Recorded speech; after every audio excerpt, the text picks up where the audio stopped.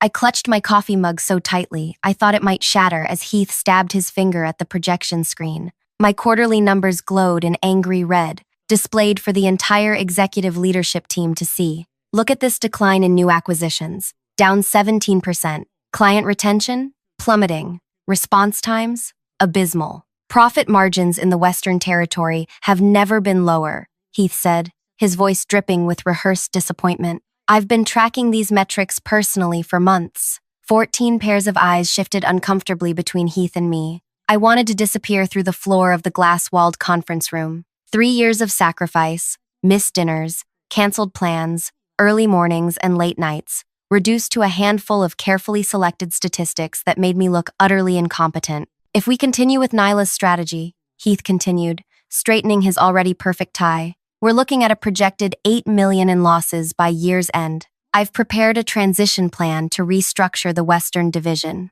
Translation: he wanted me gone. I opened my mouth to defend myself, but no words came. Heath had blindsided me. This presentation wasn't on the meeting agenda. I'd walked in expecting a standard quarterly review, not my own professional execution. That's quite enough, Heath.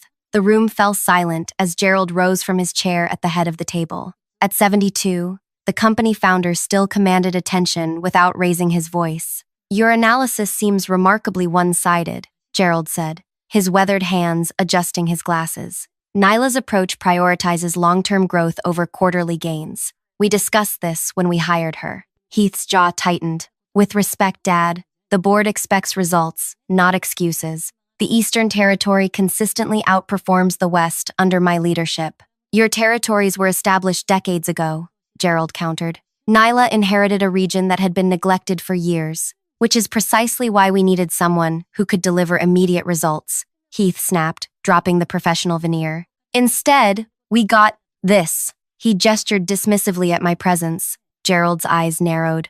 I want to see complete performance metrics, not this cherry-picked nonsense. Tomorrow morning, 8 a.m., everything. Client acquisition costs, retention rates, lifetime value projections, all of it. You'll see I'm right, Heath replied with chilling confidence. And if you're not, Gerald challenged, then I'll gladly admit I was wrong. Heath smiled thinly. But we both know that's not going to happen. The meeting disbanded, executives filing out in uncomfortable silence. I remained frozen in my chair, heart pounding in my ears, until only Gerald, Heath, and I remained. Gerald placed a hand on my shoulder. Prepare your complete reports for tomorrow. Everything you've accomplished. Don't leave anything out. After he left, Heath lingered by the doorway. You should have stayed in your lane, Nyla. We could have avoided all this unpleasantness. When he finally departed, I allowed myself one shuddering breath before the tears came. If you're invested in finding out what happens next in this power struggle between father and son, and what I discover that turns everything upside down, take a quick second to like this video and subscribe. Trust me, what comes next changed not just my career, but my entire life. Let's continue. I'm Nyla Kemp, 34, 5'6" in heels, with a business degree from a state school and a pathological inability to back down from a challenge. Not the most impressive resume for someone tasked with revitalizing an entire business region, but Gerald saw something in me that others missed. 3 years ago, I was managing a small team at a regional competitor when Gerald personally recruited me. The Western Territory was hemorrhaging clients and barely breaking even. The previous regional director had been one of Heath's college friends who treated the position as a stepping stone, leaving chaos in his wake. We need someone who understands that business is about relationships, not just transactions, Gerald told me during my interview. Heath disagrees, but I'm still the CEO. I should have recognized the warning signs then. Father and son at odds, with me as the unwitting battlefield. After Heath's ambush, I spent the night in my office, digging through 3 years of reports, emails, and data. My hands trembled as I pieced together what had happened. The truth was far worse than I'd imagined. Resources promised to my region had vanished. Approved hires mysteriously rescinded. Client accounts quietly transferred to the Eastern Division once they became profitable. Someone had systematically sabotaged my efforts while creating a paper trail that made me appear responsible for the failures. By dawn, my eyes burned and my back ached, but I had assembled irrefutable evidence. I wasn't failing, I was being deliberately undermined. By Heath. I arrived at the 8 a.m. meeting to find Gerald already there, surrounded by printouts and looking like he hadn't slept either. You found it too, he said simply. I nodded, placing my own folder on the table. How long have you known? I suspected something wasn't right for months. But this, he gestured to the papers. This is beyond anything I imagined. Heath arrived precisely on time, flanked by two financial analysts from his team. He faltered momentarily upon seeing Gerald and me already deep in conversation, but quickly recovered his confident smile. Shall we begin? Heath said, motioning for his analysts to distribute their reports. Actually, Gerald interrupted, I've been reviewing some interesting discrepancies in our resource allocation records. Heath's smile didn't waver. What sort of discrepancies? Gerald slid a document across the table. The budget for the Western Territories' digital infrastructure upgrade. The board approved $2.6 million. Only $1.4 million was ever allocated. Budget adjustments happen all the time, Heath replied smoothly. Market conditions change. Funny thing about those adjustments, I interjected, finding my voice at last. They were all redirected to projects in the Eastern Territory, projects under your direct control. Heath's analysts exchanged nervous glances. That's a serious accusation, Heath said, his voice hardening. Gerald continued as if Heath hadn't spoken. Then there's the matter of the Reynolds account. Western Territory client for 15 years until last June, when they were mysteriously reclassified as Eastern. They opened a new headquarters in Boston, Heath explained. It made sense too. Their headquarters is still in Denver, I cut in. But their account was transferred right after they signed a 3-year renewal contract that I negotiated. A contract worth $4.2 million annually. Heath's facade began to crack. Dad, are you really going to take her word over mine? These are administrative details that show a pattern, Gerald finished. A pattern of systematically undermining the Western Division while using its failures to bolster your own position. He turned to the analysts. You're dismissed. This is now a family matter. After they left, the temperature in the room seemed to drop 10 degrees. How long? Gerald asked quietly. How long have you been sabotaging Nyla's division? Heath abandoned all pretense. Sabotage? I was saving this company from her incompetence. Her entire strategy is outdated. Relationship building? Long-term growth? While our competitors are aggressively expanding market share, she's hosting client appreciation lunches. Those outdated methods increased client retention by 68%, I said, which you'd know if you hadn't buried my actual results. Retention doesn't matter if we're not growing. Heath slammed his hand on the table. Dad, you're so blinded by your old-school mentality that you can't see what's happening in the industry. We need to evolve or die. Gerald studied his son with an expression I couldn't read. This isn't about strategy. This is about control. You wanted Nyla to fail because I hired her against your recommendation. I wanted someone qualified, Heath retorted. You wanted someone who wouldn't challenge you, Gerald corrected. Someone who would fail, proving me wrong and you right. When Nyla started succeeding despite your interference, you had to take more drastic measures. Heath turned to me, eyes blazing. You have no idea what it takes to keep this company competitive. While you're building your precious relationships, I'm fighting to keep us relevant. Is that why you diverted the resources for the Wilson contract to your division? I asked. Because nothing says competitive, like making sure your colleague doesn't have the tools to succeed. The board meets this afternoon, Gerald said with finality. They'll see everything we've uncovered. All of it, Heath. For the first time, I saw fear flicker across Heath's face. You'd side with her against your own son? Over what? Some budget reallocations? Administrative decisions that I made for the good of the company? No, Gerald replied, standing up. I'm siding with the truth against someone who betrayed my trust. Someone who was willing to destroy another person's career to feed his ego. Heath's laugh was bitter. Truth? Let's talk truth. You never thought I was good enough to run this company. You've been looking for my replacement since the day you made me COO. Well, congratulations. It looks like you found her. He stormed out, leaving Gerald and me in stunned silence. I never intended, Gerald began, then stopped. The board meeting is at 3. Be ready to present everything you've found. Alone in my office afterward, I tried to process what had happened. In a single morning, I'd gone from fighting for my career to being at the center of a corporate civil war. My hands wouldn't stop shaking. My phone lit up with a message from Heath. This isn't over. You have no idea what you've started. I stared at those words, my throat tightening with dread, because despite the evidence on my side, I knew something Gerald didn't. Heath had friends on the board, powerful friends, and this battle was far from won. The 3 hours before the board meeting stretched like taffy. I paced my office, rehearsing my presentation, mentally preparing for every possible counter-argument Heath might throw at me. My stomach churned with each passing minute. A soft knock interrupted my spiraling thoughts. Paige from marketing stood in my doorway, concern etched across her face. "Everyone's talking about what happened this morning," she said, closing the door behind her. "Is it true Heath tried to get you fired?" I hesitated, unsure how much to share. Office politics were treacherous enough without adding fuel to the gossip machine. "It's complicated. Well, whatever's happening, you should know something." She lowered her voice. "Heath's been in the conference room with board members Lillian and Danny for the past hour." My blood ran cold. Lillian and Danny were Heath's strongest allies on the board. Both had joined after making fortunes in aggressive growth startups.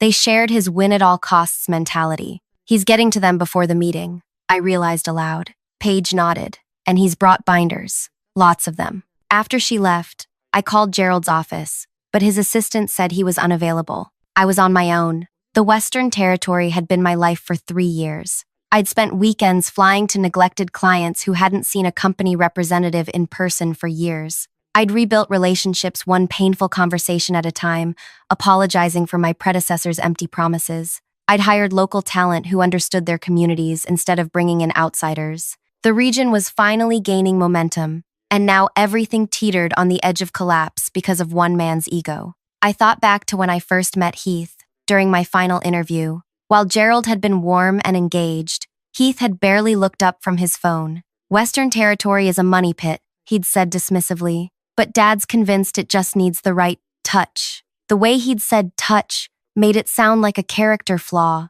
After I was hired, Heath maintained a professional distance, cold but correct in meetings, never openly hostile. He'd even occasionally praise certain initiatives in front of others. Meanwhile, behind the scenes, he was quietly dismantling everything I built. At 2:45, I gathered my materials and headed toward the boardroom. The hallway felt a mile long. Through the glass walls, I could see board members already taking their seats, 12 people who would decide my fate. Lillian and Danny were deep in conversation, occasionally glancing at documents in front of them. Gerald arrived just before 3, nodding briskly as he passed me. The deep lines around his eyes had deepened since morning. "Heath has been busy," I murmured. "I'm aware," Gerald replied. "Stick to the facts. The truth is on our side." But as we entered the room, the atmosphere told a different story. Several board members avoided eye contact. Heath sat with perfect posture, a picture of calm professionalism. Before him lay multiple neatly arranged binders with color-coded tabs. Board Chair Olivia called the meeting to order. "We understand there are serious allegations regarding resource allocation and performance reporting for the Western Territory. Gerald has requested this emergency session to address these concerns." Gerald started by explaining the discrepancies we'd discovered, methodically laying out the evidence of diverted resources and manipulated metrics. He was brilliant, clear, measured, authoritative. As he spoke, I watched the board members' expressions shift from skepticism to concern. Then it was my turn. I presented the true performance data for the Western Territory: client retention increases, growth in previously abandoned markets, improved satisfaction scores. The complete picture showed a division in recovery, not decline. Despite having my approved budget reduced by nearly 40% over 3 years, I concluded the Western Territory has reversed its decline and established a foundation for sustainable growth. Several board members were taking notes now, their expressions thoughtful. For a moment, I allowed myself to hope. Then Heath stood up. "I appreciate Nyla's passionate defense of her performance," he began, his voice dripping with false sincerity, "and my father's desire to protect his hire. But emotion shouldn't cloud our judgment." He distributed his binders to each board member. "What you're about to see is a comprehensive financial analysis of resource allocation across all divisions over the past 5 years. Yes, certain resources were redirected from the Western Territory, with full knowledge of our financial team." My heart sank as Heath methodically dismantled our narrative. According to his documents, every resource reallocation had been properly documented and approved through appropriate channels. He produced emails showing that I had been informed of budget adjustments, buried in lengthy monthly reports I'd received but admittedly hadn't fully digested. He presented comparative metrics, showing that even with adjusted resources, the Western Territory underperformed relative to investment. As for the improved client retention rates Nyla mentions, Heath continued, "They're measuring from an artificial low point. When you compare to industry averages rather than our previous rock bottom numbers, we're still underperforming. The room's energy had shifted. Several board members who had seemed sympathetic now looked confused or skeptical. Furthermore, Heath said, pulling out his final document, I've prepared a projection of company-wide performance if we were to implement Nyla's relationship-focused approach across all territories. The resulting graph showed a dramatic decline in growth, with projected losses beginning in year 2. This isn't personal, Heath insisted. This is about the future of this company. My father built something remarkable, but markets evolve. Strategies must adapt. The Western Territory has become a testing ground for outdated methods at the expense of our overall health. When Heath finished, silence filled the room. Gerald looked stricken, blindsided by the thoroughness of Heath's counterattack. Board member Lillian spoke first. If these numbers are accurate, we have serious concerns. Gerald, with all due respect, sentiment can't drive business decisions. These numbers are manipulated, Gerald insisted. Heath has created a paper trail to cover his actions. That's a serious accusation, Danny said. Are you suggesting your son falsified corporate documents? The conversation was spiraling. Other board members began asking pointed questions, their tone growing increasingly skeptical of our claims. I watched in horror as our case unraveled. Perhaps, Olivia interjected, we should take a short recess to review these materials independently. As the board filed out, Heath remained behind, straightening his already immaculate papers. When we were alone, his mask slipped. I warned you, he said quietly. You should have accepted your failure gracefully. You're destroying your father's company, I replied, struggling to keep my voice steady. Heath's laugh was hollow. I'm saving it from his sentimentality, and from people like you who enable it. He leaned closer. When this is over, you'll be gone, and eventually, Dad will thank me. During the 30-minute recess, I paced the hallway, mind racing. Heath's presentation had been devastatingly effective. He'd anticipated our evidence and prepared countermeasures for everything. Years of undermining me had been disguised as standard business procedures, each step documented to protect himself. Gerald emerged from his office, looking suddenly older. Heath was more thorough than I anticipated. He's lying, I insisted. Those approvals, those notifications, they're backdated or buried where no one would reasonably find them. The board deals in documentation, not intentions, Gerald replied wearily. Heath provided documentation. We provided accusations. A terrible realization dawned on me. You're giving up. Gerald didn't answer directly. Sometimes you have to accept defeat in one battle to win the war. When the board reconvened, the atmosphere had shifted decisively against us. Olivia outlined the board's preliminary thoughts. While some resource reallocations may have been questionable, there was insufficient evidence of deliberate sabotage. Furthermore, Heath's growth-focused approach had proven successful in the Eastern Territories, suggesting his strategic vision might better serve the company's future. We recommend a full performance review of all territorial strategies, Olivia concluded. In the meantime, Heath will temporarily oversee both Eastern and Western operations to ensure consistency. I sat there, numb with disbelief. Not only had Heath escaped consequences, but he'd also been rewarded with control over my territory. Everything I'd built would be dismantled within weeks. Gerald's face remained impassive, but the slight tremor in his hand betrayed his emotion. If that's the board's recommendation, we'll implement it immediately. Heath's victory smile was subtle but unmistakable. As the meeting adjourned, board members filed out, several avoiding eye contact with me. Only Olivia paused, her expression unreadable. This isn't personal, Nyla, she said quietly. We have a responsibility to shareholders. I understand, I replied, though I didn't. Not really. Later that evening, I sat alone in my office, surrounded by the remnants of 3 years' work. My phone buzzed with a text from Gerald. My house, 9 p.m., come alone. Gerald's home was a modest craftsman house that belied his wealth.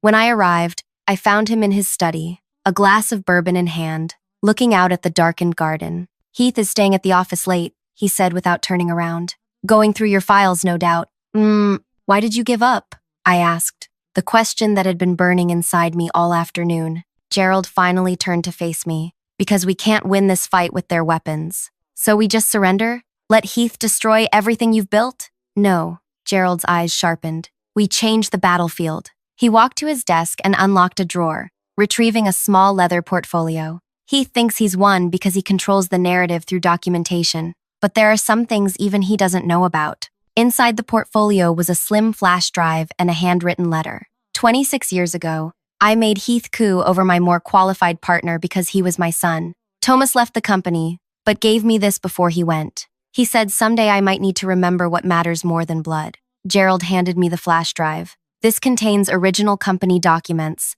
things Heath has no access to because they predate our digital systems, including the true ownership structure of our company. I looked at him, confused. I don't understand. Heath believes that upon my retirement, his position as COO automatically makes him CEO. But the company bylaws actually require a supermajority board vote for succession, something he's carefully hidden from current board members. More importantly, I never signed over my founding shares to him, as he's led the board to believe. Gerald's expression hardened. Heath has been operating under the assumption that he controls this company's future. He doesn't. What are you saying? I'm saying that tomorrow everything changes. I've already contacted Thomas. After 26 years, he's ready to help me correct my mistake. As I left Gerald's house that night, clutching the flash drive that contained the company's true history, a strange mix of hope and dread filled me. Tomorrow would bring either resurrection or ruin. What I didn't know was that Heath had already made his next move,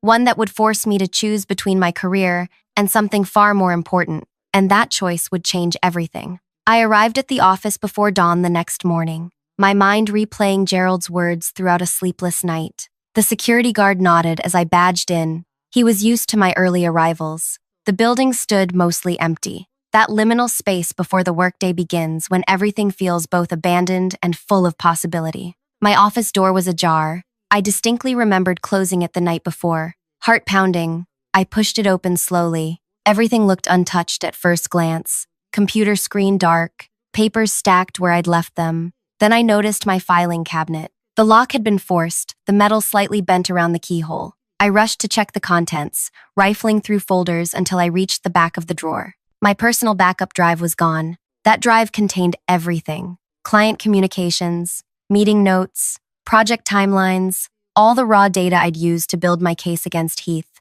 Without it, I had only the flash drive Gerald had given me, containing historical documents but nothing about Heath's recent manipulations. My phone buzzed with a text from an unknown number. Parking garage. Level 3. Now. I recognized the trap but went anyway. What choice did I have? The underground parking garage echoed with my footsteps as I approached level 3. A lone figure stood between two concrete pillars, face hidden in shadow. Did you really think you could win against me? Heath's voice bounced off the concrete walls. Where's my drive? I demanded, stopping several feet away. Heath stepped forward, twirling a small black device between his fingers. You know, I was impressed with how thoroughly you documented everything. Every email, every meeting, every resource request. Almost as if you were building a case from day one. I was protecting myself, I replied. Something told me I'd need to. Smart, he acknowledged with a cold smile. But not smart enough. He pocketed the drive. The board already doubts your claims. How will they react when they learn you've been secretly documenting confidential company information? That's grounds for immediate termination. You stole from my office, I countered. That's breaking and entering. Heath's laugh echoed in the empty garage. Your office belongs to the company. I'm the COO. Nothing was stolen. I was simply securing company property that you'd inappropriately removed from our servers. He was right. Technically, all those files belong to the company. I'd been careful to only include work-related communications on that drive, nothing personal. In trying to protect myself, I'd handed him a weapon. What do you want, Heath? Resignation letter on my desk by noon. Citing personal reasons, of course. No severance, no recommendations. His eyes glinted in the dim light. Walk away quietly, and this drive stays between us. Make any accusations, and I'll make sure the board sees you as a disgruntled employee who violated company policy. And if I refuse, then I'll destroy your career so thoroughly you won't find work managing a corner store. He checked his watch. You have 4 hours to decide. Choose wisely. After he left, I remained rooted to the spot, mind racing. If I resigned, Heath won completely. If I fought, he'd use my own documentation against me. And waiting for Gerald's plan felt increasingly like clinging to false hope. By 9, the office hummed with activity. I sat at my desk, staring at a blank resignation template on my screen. 3 hours until Heath's deadline. My phone rang. Gerald. We need to talk. Not in the office. Meet me at Riverside Park in 30 minutes. The morning air felt unusually crisp as I found Gerald on a bench overlooking the river. His shoulders slumped with the weight of invisible burdens. Heath took my backup drive, I said without preamble. He's demanding my resignation by noon. Gerald didn't look surprised. He came to my house last night, told me he was calling an emergency board meeting at 1 o'clock today to vote on removing me as CEO for health concerns. My stomach dropped. Can he do that? With enough board support, yes. He's been cultivating allies for years, positioning himself as the future. Yesterday's meeting showed how effective he's been. Gerald handed me a coffee he'd brought. Heath believes he's winning. And on paper, he is. So what do? We let him believe that until the very end. Gerald's expression hardened with resolve. The board meeting is our moment. Before then, I need you to do something that will feel wrong. What? Write that resignation letter. I stared at him, bewildered. You want me to quit? I want Heath to think you have quit, Gerald corrected. Submit the letter at 11:59. By then, everything else will be in place. What everything else? Gerald stood, checking his watch. I have spent the night calling in favors from people who remember what this company was built on. People Heath does not even know exist. He paused. Do you trust me, Nyla? The question hung between us. Did I trust this man I had known for only 3 years? Who was asking me to potentially sacrifice my career on faith alone? Yes, I said finally. I trust you. Then be in the boardroom at 1 o'clock in the afternoon. Do not be early, do not be late, and bring the flash drive I gave you. Back at the office, I crafted the most professional resignation letter of my life, citing personal reasons as Heath demanded. At 11:58, I printed it. At 11:59, I placed it on Heath's empty desk, his assistant watching curiously. At 12:45, I received a company-wide email announcing an emergency board meeting regarding leadership transition. Heath was making his move against his father. At precisely 1 o'clock in the afternoon, I walked into the boardroom to find a tableau frozen in surprise. Heath stood at the head of the table, mid-sentence, while Gerald sat calmly to his right. The board members' expressions ranged from confusion to annoyance at my interruption. Miss Kemp, Olivia said stiffly, this is a closed board meeting. Miss Kemp is here at my request, came a voice from the doorway behind me. A tall man in his 70s entered, followed by 3 others I didn't recognize. The color drained from Heath's face. Thomas, he whispered. Gerald stood. Board members, this is Tomas Rivera, co-founder of this company and still majority shareholder,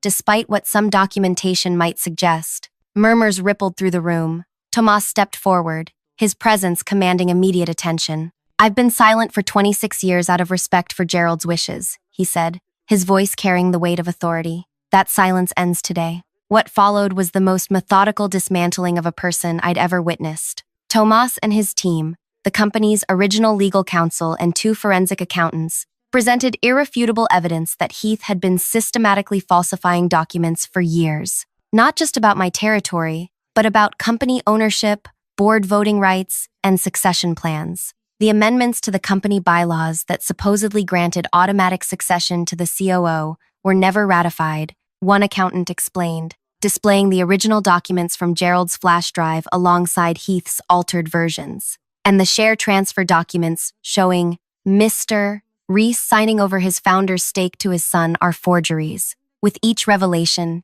Heath's carefully constructed reality crumbled. Board members who had supported him just yesterday now couldn't distance themselves fast enough. This isn't just about succession, Gerald said after the evidence had been presented. This is about the future of the company. Heath wanted to strip away everything we built in favor of short-term gains that would ultimately hollow us out. He turned to me. Nyla, would you please share what you found about the Western Territory? For 20 minutes, I walked the board through the true state of my region. The systematic sabotage, the diverted resources, the manipulated metrics. This time, with Tomas's team providing forensic verification, the board listened with growing horror. Throughout it all, Heath sat motionless, his face a mask of cold fury. When I finished, he finally spoke. This is a coordinated attack, he said, voice trembling slightly, orchestrated by a bitter old man who can't accept that his business model is obsolete. Who would rather destroy his son than acknowledge times have changed?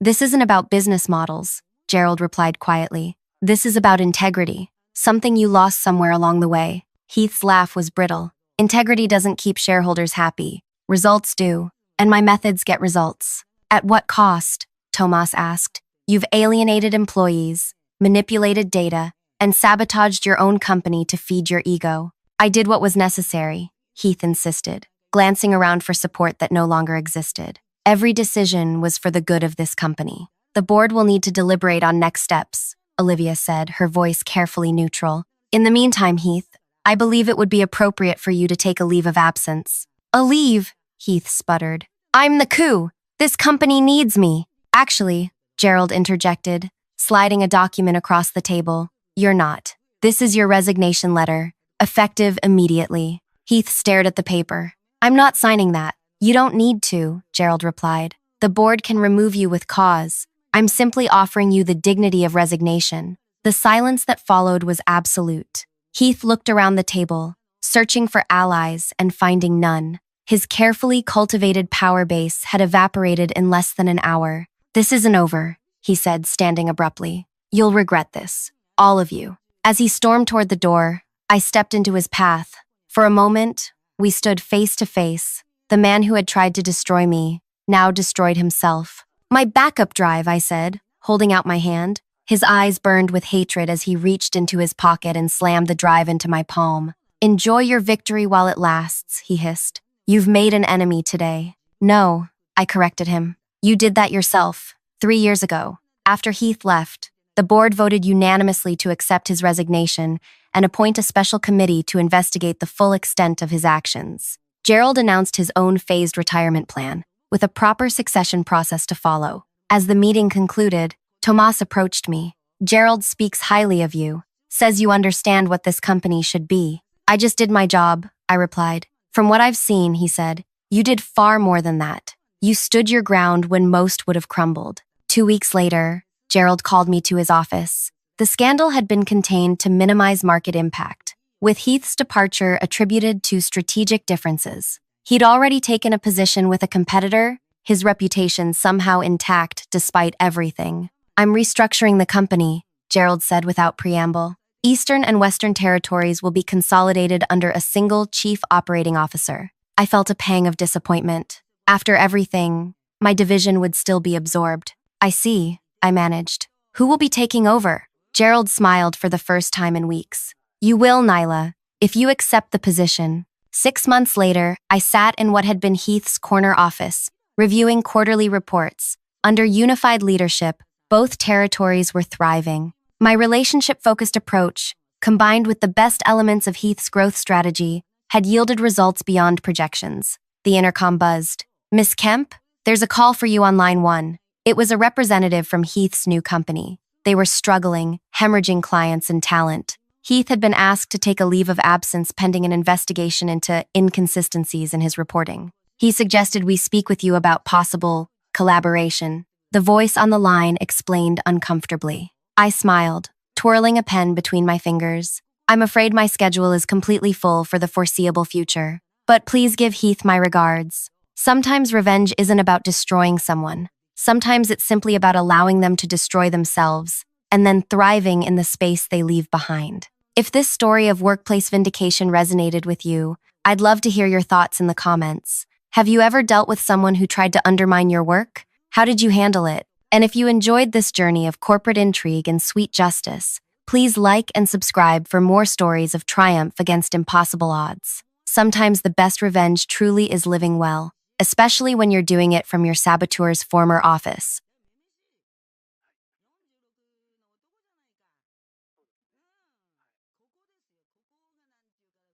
The door to the executive conference room closed with a decisive click behind me. 38 eyes fixed on my face as I stood before the leadership team, my presentation materials spread across the gleaming table. I'd spent 6 sleepless nights preparing these findings. Statistical analyses proving our company's new medical assessment system was systematically delaying refugee healthcare claims, not by days, by months. As you can see, I continued, pointing to the projection screen, 98% of these claims are eventually approved, but only after critical treatment windows have passed. This isn't just inefficient, it's causing real harm to people who've already survived unimaginable trauma. I glanced at Petra, our vice president of operations, hoping for support. We'd started at the company together 15 years ago, but her eyes dropped to her notepad. The pattern is undeniable, I pressed on. Look at these timestamps. I flipped to a slide showing approval dates. The system flags international certifications from specific regions for additional review when there's no legitimate reason. That's quite enough, Lorelei. The voice came from Duncan, the department head, not my direct supervisor, but 3 levels above. He rarely attended these meetings. Your enthusiasm is noted, but you're making accusations without understanding the complexity of our compliance requirements. With respect, sir, I've been processing these claims for 15 years. I understand the requirements. What I don't understand is why You've made your point, he interrupted again, shooting a look at my supervisor, Gwen. Perhaps we should move on to actual agenda items? Gwen nodded, not meeting my eyes. Let's table this discussion. I felt heat rise in my chest. People are suffering while we table discussions. A 7-year-old girl with leukemia waited 4 months. That's enough. Duncan's palm slammed against the table.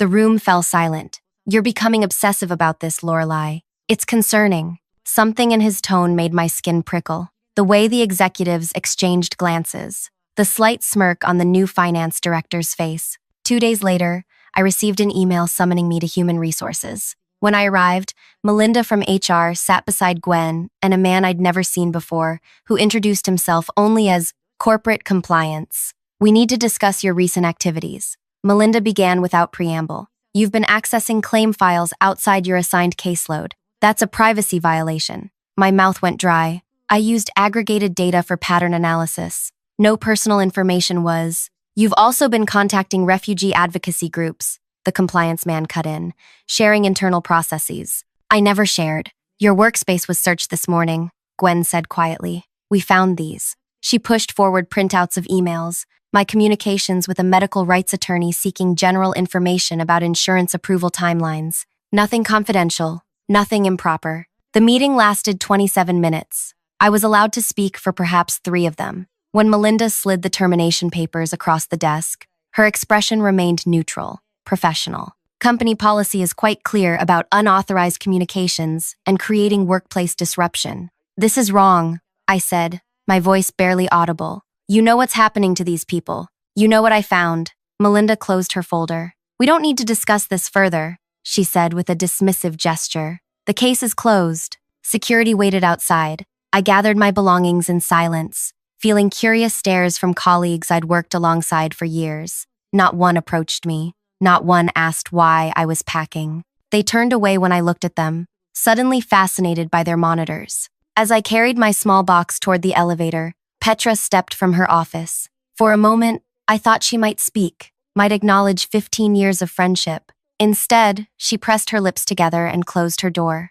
In that moment, standing alone in the hallway, everything I'd built, my career, my professional relationships, my financial security, collapsed beneath me. And somewhere in the building, a system continued flagging refugee medical claims for additional review, ensuring critical treatments would come too late. What they didn't know, I still had one card to play, one final move that would bring everything crashing down around them. But as the elevator doors closed on my old life, even I couldn't imagine how completely the tables would turn. Before I continue with what happened next, take a moment to hit, like if you've ever witnessed workplace injustice, and subscribe to hear more stories about ordinary people fighting back against corrupt systems. Your comments help more people find these stories of accountability. My name is Lorelei Tanaka, and until 6 months ago, I was a senior claims specialist for one of the largest insurance companies in the country. My colleagues used to joke that I could spot a pattern in random raindrops, a skill that made me exceptional at my job and,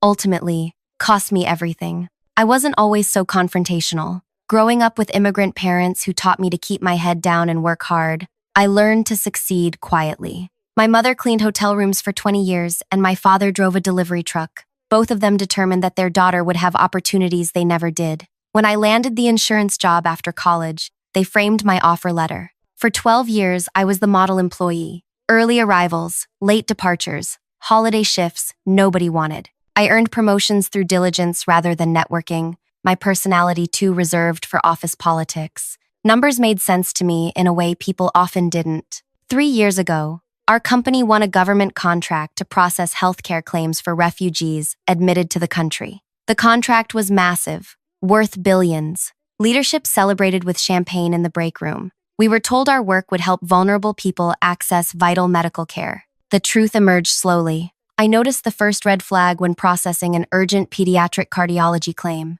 The system automatically flagged it for enhanced verification, a status I'd rarely seen before. The child needed surgery within weeks, but the verification process would take months. When I tried to expedite it, the system blocked me. It's just the new protocols, my supervisor Gwen explained when I raised concerns. We have to be careful with foreign medical documentation. But more cases followed.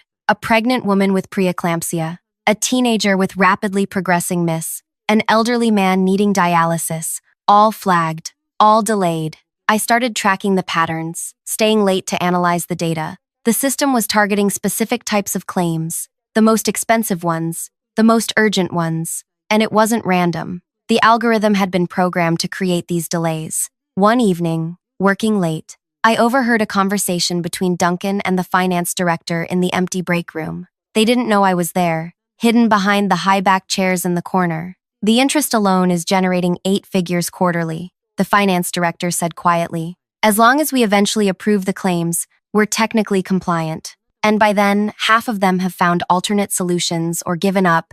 Duncan laughed. It's brilliant. Legal says we're covered as long as we can cite verification concerns for the delays. I sat perfectly still until they left, my heart pounding so loud I feared they'd hear it. In that moment, I understood. They were deliberately delaying payments to generate interest income on the held funds. Millions of dollars earned by making vulnerable people wait for critical care. The next day, I requested a meeting with Gwen. I need to show you something, I told her, spreading out my analysis. The system is programmed to delay refugee claims. People are suffering while we profit from the float. Her face paled as she reviewed my findings. This is concerning. But Lorelei, this goes way above my level. Let me take it to Duncan. I trusted her. That was my first mistake. 3 days later, I was called to Duncan's office. Gwen sat beside him, not meeting my eyes. Your supervisor tells me you've been compiling unauthorized reports, he began, his tone deceptively casual. Apparently you have concerns about our processing system. Yes, I said, pulling out my folder. I can show you. That won't be necessary, he interrupted. Gwen has briefed me. I understand your confusion, but there's nothing improper happening. The enhanced verification protocols were approved at the highest levels, but people are suffering while people are receiving appropriate care through proper channels, he cut in sharply. What's concerning is your apparent fixation on this issue. Perhaps you've been working too hard. Have you considered taking some time off? The threat was veiled but clear. Back off or face consequences. I just want to make sure we're doing right by these people, I said carefully. Duncan smiled thinly. Your concern for our claimants is admirable, but perhaps focus on your assigned duties moving forward. As I turned to leave, he added, Oh, and Lorelei?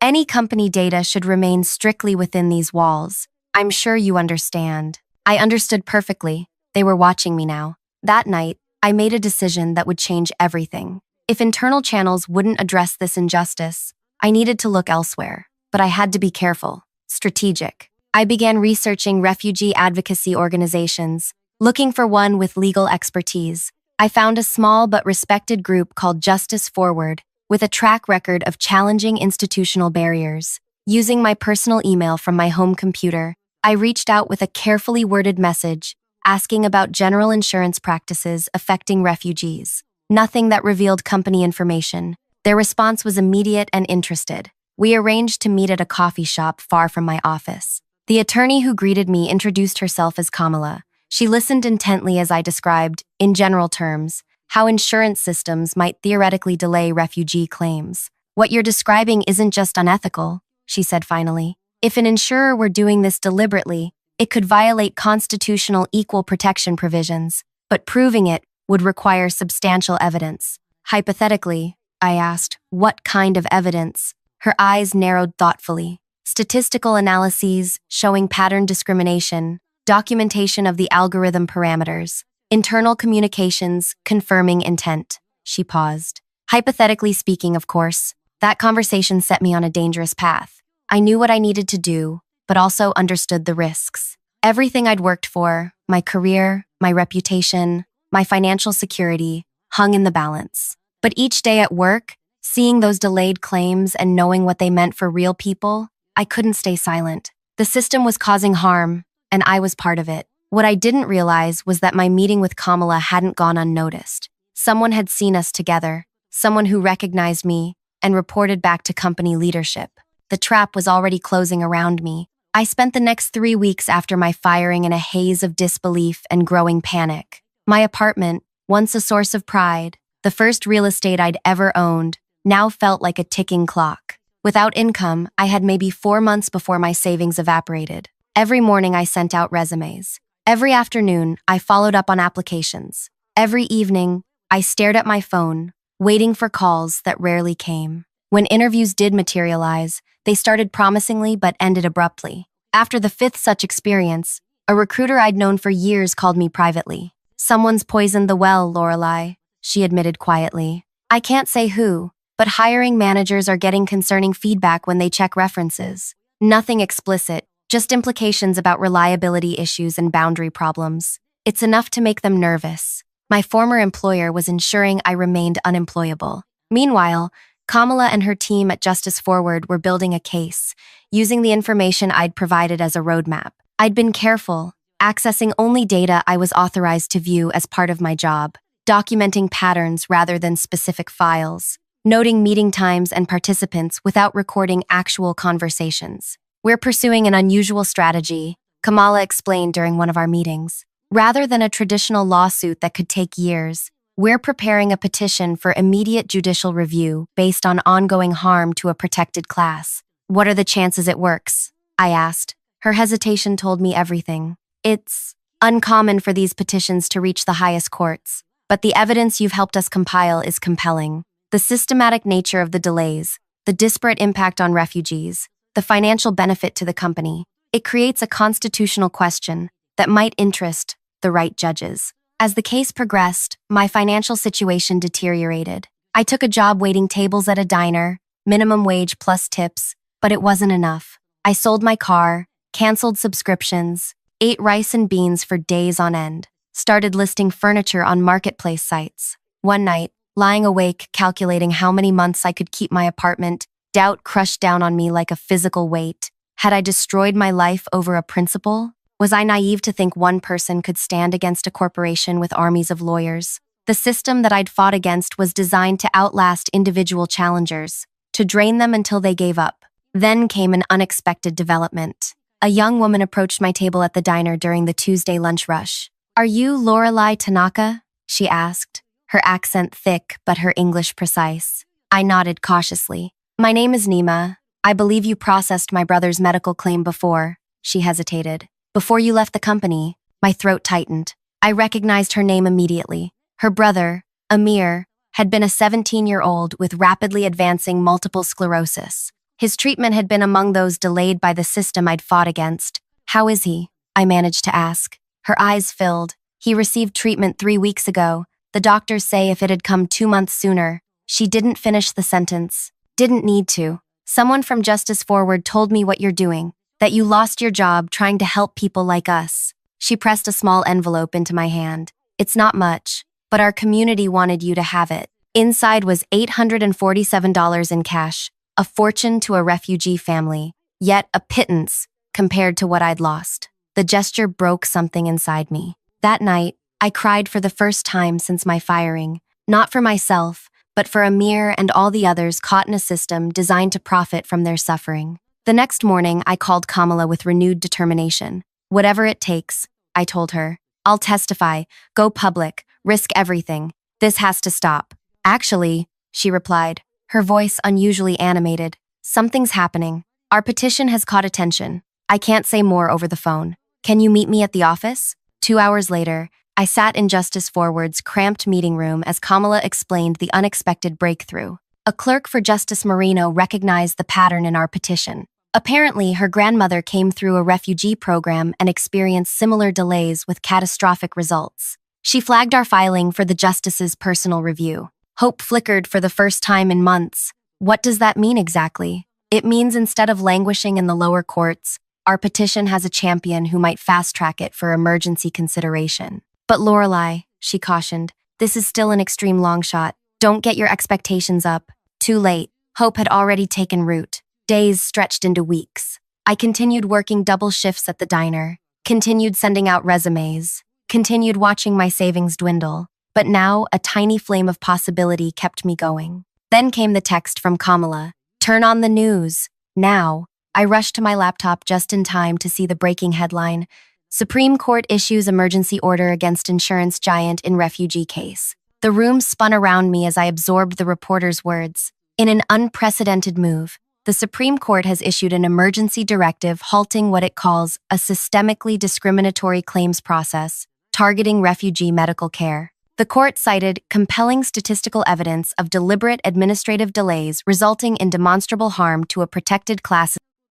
My analysis, my work, my fight, validated at the highest judicial level in the country. The court had not only ordered immediate processing of all delayed claims, but appointed a special authority to completely overhaul the company's systems and investigate all executives involved in creating and maintaining the delay tactics. As the implications sank in, my phone began buzzing. Text messages, calls, voicemails, email notifications, a tsunami of communication from people who had ignored or abandoned me months ago. 47 missed calls by noon. Executives, former colleagues, journalists who had somehow connected me to the case. The most stunning message came via private courier, a handwritten note from Cecil Preston, the company's CEO, who I'd never met or spoken with in 15 years of employment. Miss Tanaka, I wish to express my profound regret regarding the misunderstanding that led to your departure. Recent judicial findings suggest valuable perspective was lost when you left our team. I would welcome your immediate return under appropriate terms to help address these concerning issues. Please contact my office directly to discuss. I read the note 3 times, emotions churning between vindication, disbelief, and a surprising emptiness where I'd expected satisfaction to be. When I called Kamala, her reaction was immediate. Don't respond. Not a word. Let me handle this. Over the next week, as the company's stock plummeted and press coverage intensified, Kamala negotiated with an increasingly desperate executive team. Each day, their offers improved. Reinstatement with back pay, reinstatement with back pay and promotion, reinstatement with back pay, promotion, and a settlement for miscommunication. They're terrified, Kamala explained. The court's directive mentions possible criminal implications for executives who knowingly implemented discriminatory systems. They need you as a friendly face, someone who can say they're cooperating fully. On the 10th day after the court's announcement, Kamala called with news that left me speechless.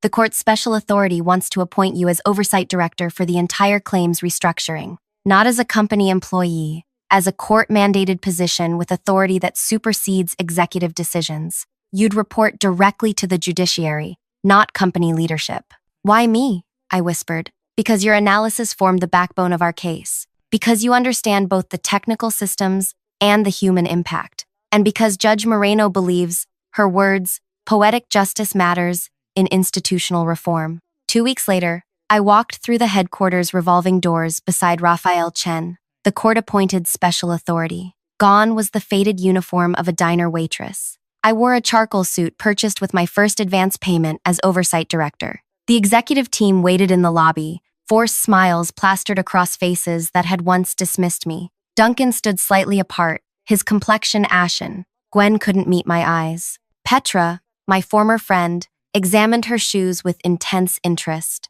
Cecil Preston stepped forward, hand extended. Miss Tanaka, welcome back. We're eager to demonstrate our commitment to addressing these unfortunate oversights. I ignored his hand. The oversight team will need complete access to all systems, communications, and personnel records dating back to the initial implementation of the delay protocols. His smile faltered slightly. Of course, whatever you need. As we moved toward the elevator, I spotted Melinda from HR trying to slip away unnoticed. The woman who had dismissed me, without a second thought, who had closed my career with a casual wave of her hand. Actually, I said, loud enough for everyone to hear, I'd like to begin with a full audit of termination procedures, particularly cases involving employees who raised compliance concerns. Human Resources should prepare all relevant files immediately. Melinda froze mid-step. We're convening a mandatory meeting for all executives in 30 minutes, Raphael announced. Attendance is non-negotiable.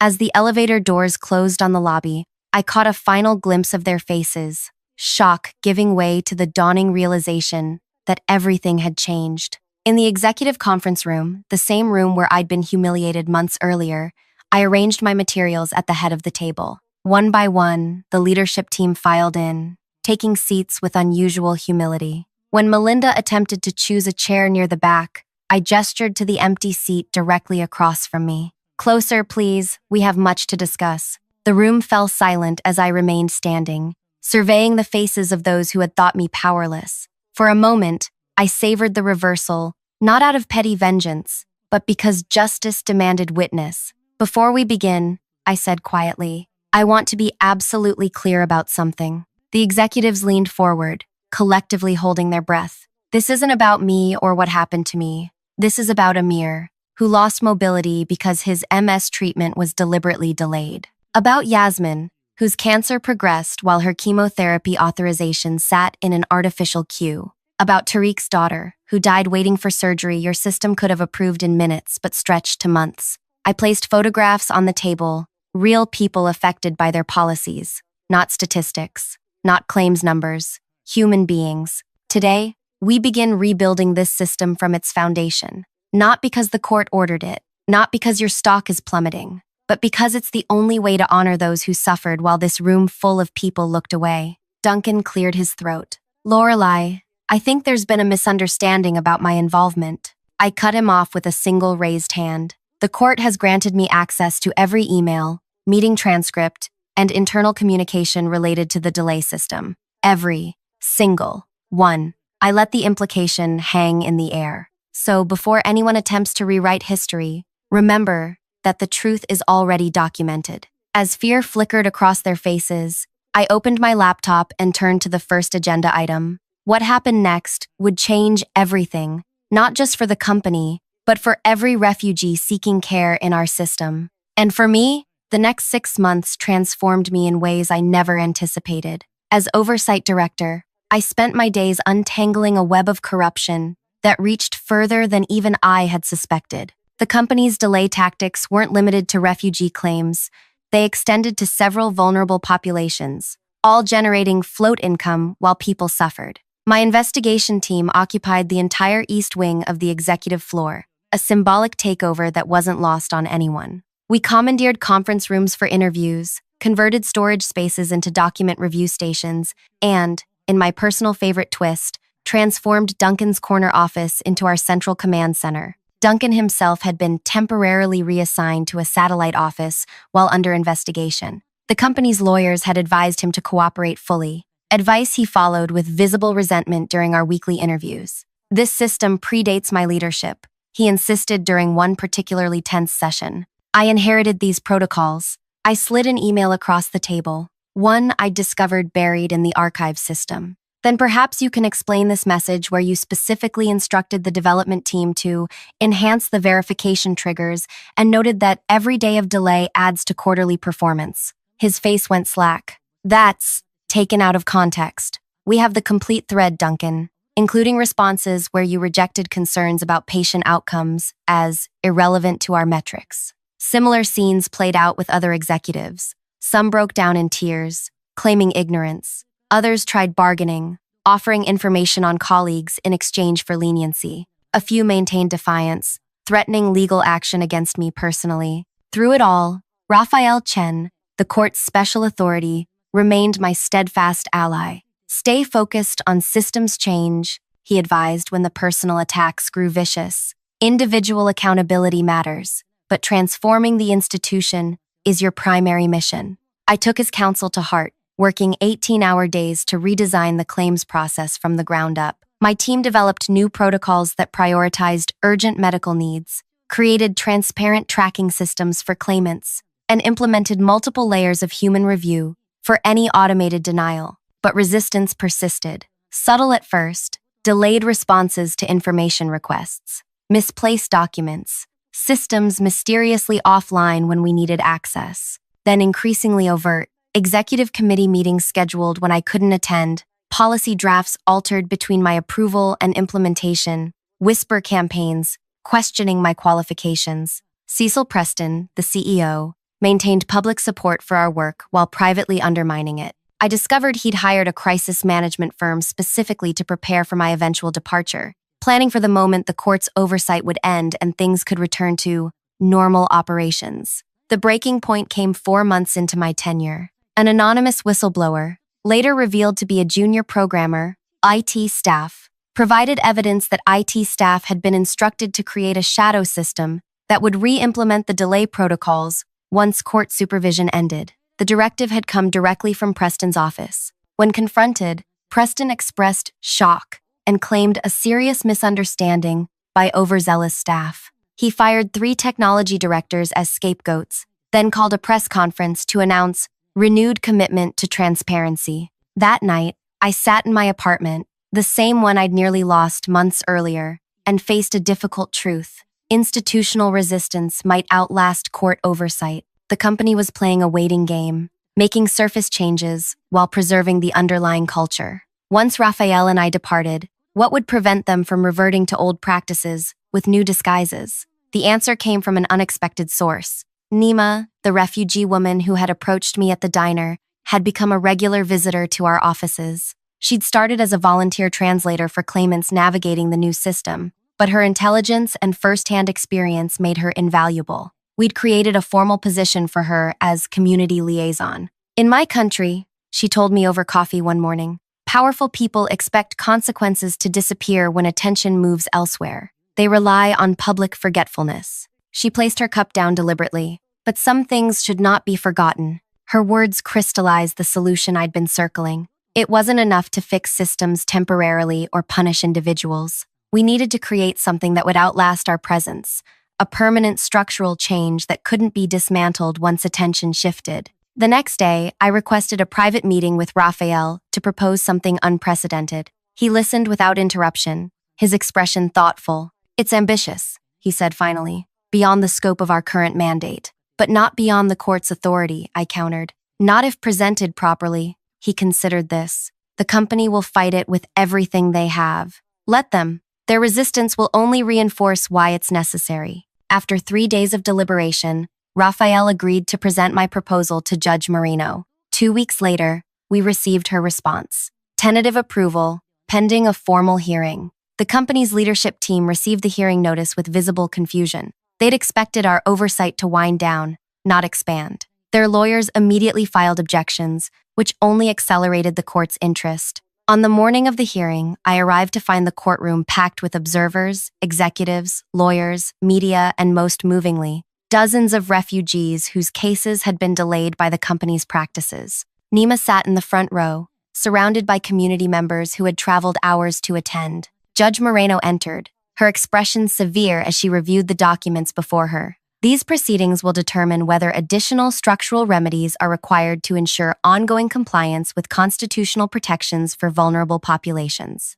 For the next 6 hours, I presented evidence of the company's resistance to reforms, their attempts to create shadow systems, and most critically, their explicit planning for post-oversight reversion. Raphael followed with legal arguments establishing the court's authority to implement permanent structural solutions. The company's legal team fought desperately, arguing overreach and unprecedented interference in corporate governance. Preston testified personally, pledging reformed practices and enhanced ethics training.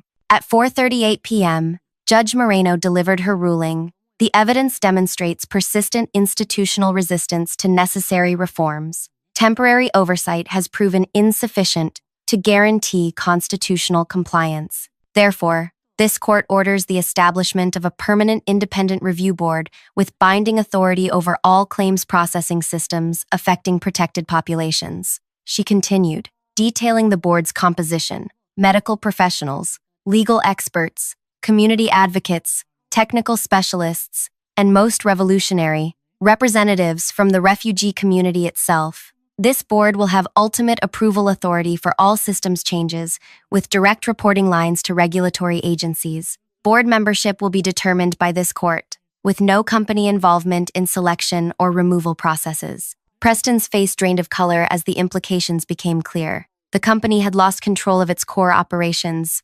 permanently. But Judge Moreno wasn't finished. Additionally, the court orders the creation of a claimant advocacy office with full access to all systems and processes. This office will be independently funded through a dedicated trust established by the company in the amount of $50 million.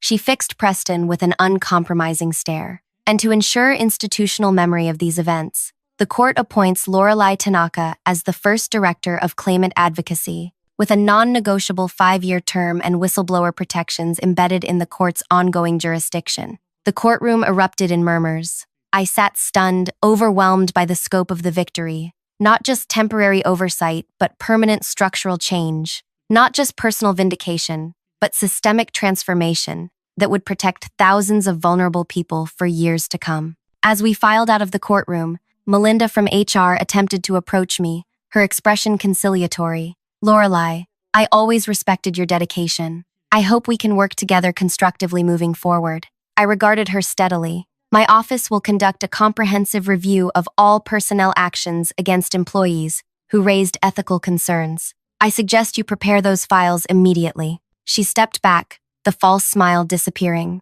Beyond her, I saw Duncan being questioned by reporters, his practiced corporate responses failing him under the barrage of pointed questions. Gwen stood alone near the water fountain, her future with the company clearly in jeopardy. Preston was surrounded by grim-faced board members, already calculating the hit to shareholder value. But my focus wasn't on their discomfort. Near the courtroom doors, Nima stood surrounded by community members, many with tears streaming down their faces. They weren't celebrating my victory. They were embracing the knowledge that the system that had caused them so much pain would never harm others the same way. That evening, as I cleaned out my temporary oversight office, preparing for my new permanent role, Preston appeared in the doorway. You've won, Lorelei, he said quietly. You've completely transformed our company, destroyed our autonomy, satisfied your vendetta. I hope it feels worthwhile. I considered him for a moment. This powerful man who had never bothered to learn my name during 15 years of employment,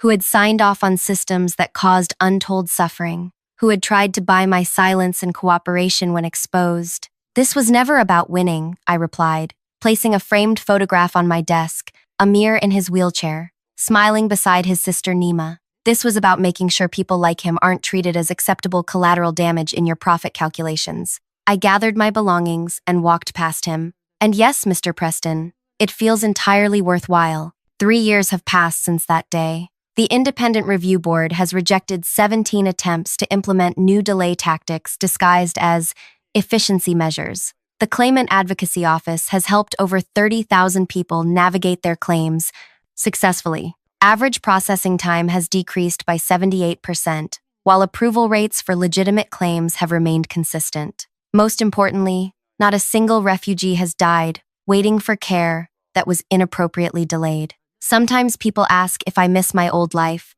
the simplicity of processing claims, rather than fighting institutional battles. The truth is, I never wanted to be a crusader. I simply couldn't watch suffering and do nothing. In the end, my revenge wasn't ruining careers or humiliating those who had humiliated me. My revenge was creating something they couldn't dismantle, couldn't outlast, couldn't defeat through attrition or intimidation. My revenge was permanent change. And that has made all the difference. If this story resonated with you, please take a moment to like and subscribe. Share it with someone who's facing institutional injustice and needs to be reminded that standing up matters, even when the cost seems impossibly high. Your comments help these stories reach people who need to hear them. What would you have done in Lorelei's position? Let me know below.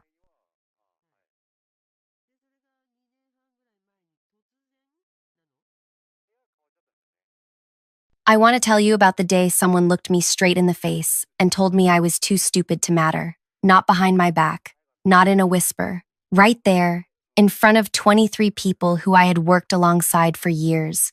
It was a Tuesday morning, the kind where you wake up thinking it will be ordinary. Just another shift, just another day of moving boxes and checking labels and making sure everything goes where it needs to go. I had been doing this for 8 years. 8 years of arriving before sunrise, of knowing which trucks arrive late, which drivers need extra help, which products sell fastest in which season. 8 years of learning every single detail about how our place worked. From the ground up, we worked for a company called Crestline Commerce. They sold everything from winter clothes to summer gear to household items. Hundreds of stores scattered everywhere, all depending on us to send them what they needed. when they needed it. I worked in the main warehouse, the heart of everything. If we messed up here, every store felt it. That morning, we had our usual meeting. Everyone gathered near the loading area because the meeting room was too small for all of us. The floor supervisor usually ran these meetings, went over the day's priorities, talked about any problems we needed to watch for. But that Tuesday was different. He showed up, the CEO's son. His name was Callum, 26 years old, fresh haircut, shoes that probably cost more than my monthly rent. He had joined the company 2 months earlier, given some fancy title that none of us really understood. His father owned everything, built Crestline from nothing 30 years ago, and now his son was being groomed to eventually take over. That's what people whispered. Anyway, Callum walked in carrying a folder, looking like he owned the world, which, technically, he almost did. "Good morning, everyone," he said, not really looking at anyone. "I'm taking over these morning briefings from now on. My father thinks it's time I get more involved in operations." People nodded. Nobody questioned it. What could we say? He started talking about new goals, new targets, new efficiency standards, big words, impressive sounding. But anyone who actually worked the floor could tell he didn't understand how things really worked. He talked about moving more products faster, cutting time, pushing harder. All good in theory. In reality, you can't just snap your fingers and make everything go twice as fast. Then he brought up the holiday shipment schedule. "We're pushing everything out early this year," Callum announced. "Winter stock goes out this week, summer items next week. I've already revised the distribution list." My stomach dropped. I raised my hand. Old habit from school, I guess. Felt silly the moment I did it, but he noticed. "Yes? I think there might be a problem with those lists," I said, keeping my voice steady. "The numbers don't match what the stores actually ordered." He looked at me like I had just interrupted something important with something meaningless. "The numbers are fine. I checked them myself. But the southern stores ordered more summer items and less winter stock. And the northern stores need the opposite. If we send winter boots to stores near the coast where it never snows, they'll just send everything back. We'll lose weeks trying to fix it." I wasn't trying to challenge him. I was just trying to help. I had seen this exact problem happen 4 years ago, when someone mixed up regional orders. It had been a disaster, took months to sort out, cost the company so much money that 3 people lost their jobs over it. Callum stared at me for a long moment. Then he smiled. Not a friendly smile, the kind that makes your skin prickle. "What's your name?" he asked. "Shayna." "And what's your position here, Shayna?" "I work the floor. I check inventory, coordinate with drivers, make sure shipments match orders before trucks leave." "So you load boxes?" "I do more than that. I verify everything. Make sure nothing goes wrong before it leaves here." He nodded slowly, like he was considering what I said. Then he laughed. Actually, laughed. "You're too stupid to matter here," he said, still smiling. "Just do what you're told and shut up." The words hit me like a slap. Everyone went quiet, the kind of quiet where you can hear the building itself breathe. People looked down at their shoes, at the floor, anywhere, but at me or him. I felt my face get hot. My hands started trembling, so I shoved them in my pockets. I wanted to say something, wanted to defend myself, wanted to explain that I had been here longer than him, knew more than him, was trying to save the company from a massive mistake. But what could I say? He was the CEO's son. I was just someone who worked the floor. "But the numbers," I tried one more time. "Did I ask you to think?" Callum interrupted, his voice sharper now. "That's not your job. Your job is loading trucks. My job is making decisions. Understand?" I looked around. Nobody met my gaze. The floor supervisor looked uncomfortable but said nothing. My coworkers, people I had worked beside for years, people I had helped train, people I had covered for when they were sick or struggling, all of them just stood there. "I understand," I said quietly. "Good." Now, as I was saying before I was interrupted, he kept talking. I stopped listening. My mind was racing, replaying what just happened over and over. Too stupid to matter. Those words kept echoing. Too stupid to matter. The meeting ended 10 minutes later. Everyone scattered quickly, avoiding me. I stood there for a moment, then walked to the loading area where the first trucks were already being filled. Before I continue further, I want to thank you for listening to this. I know it's not easy to hear about moments like this, when someone treats another person like they're worthless, but I need you to hear it. need you to understand what happened next. If you're listening from somewhere right now, wherever you are in the world, I hope you never have to feel what I felt that morning. Now back to the story.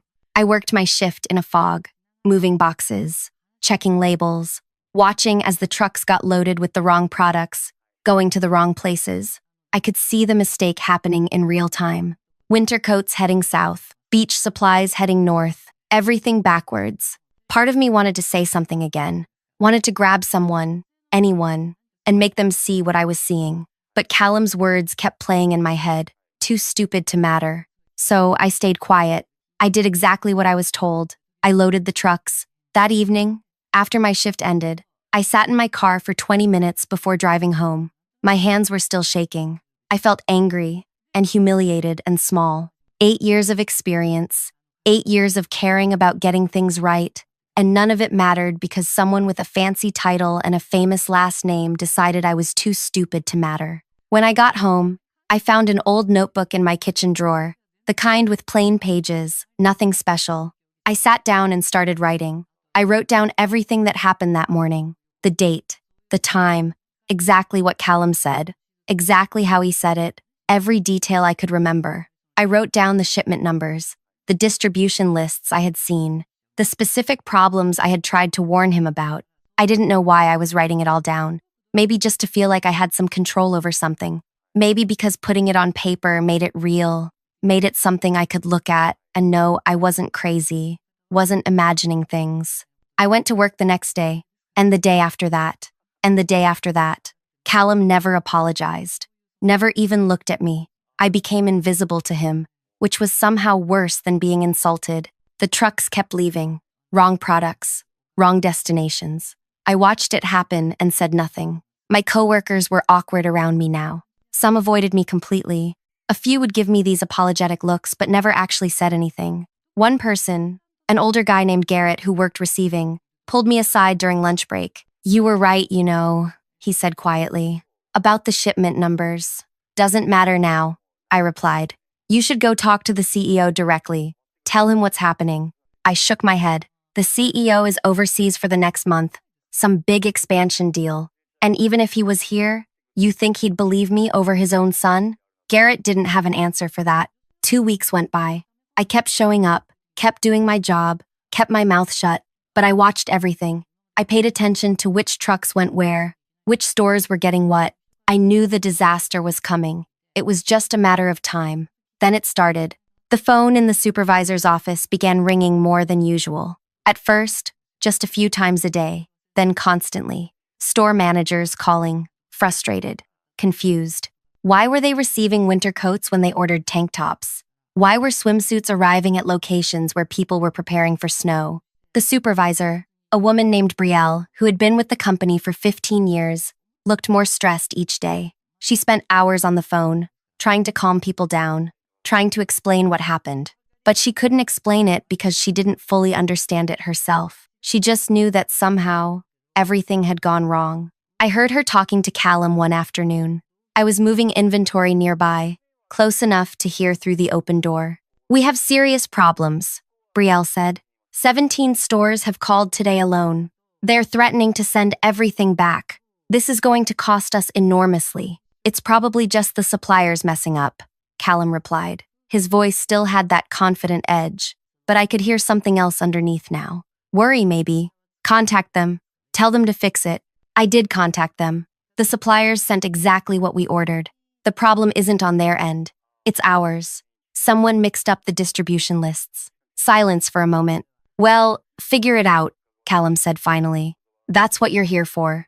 "I'm trying, but I need to know who made these lists, who changed the original orders, because whoever did that is responsible for this disaster. I'll look into it." But he didn't look into it. Instead, he started blaming everyone else. The warehouse workers weren't careful enough. The drivers weren't checking properly. The supervisors weren't supervising. Everyone's fault except his own. More stores called. The complaints got louder. Some stores were now saying they would break their agreements with Crestline if this wasn't fixed immediately.